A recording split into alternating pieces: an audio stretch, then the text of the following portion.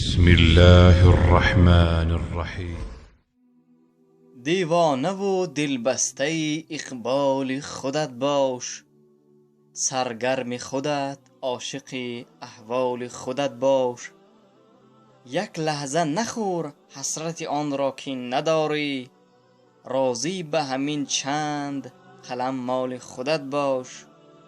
دنبال کسی باش که دنبال تو باشد، این گونه اگر نیست به دنبال خودت باش. پرواز قشنگ است ولی بی غم و اندوه، منت مکش از غیر و پر و بال خودت باش. 100 سال اگر زنده بمانی گذرانی، پس شاکر هر لحظه و هر سال خودت باش.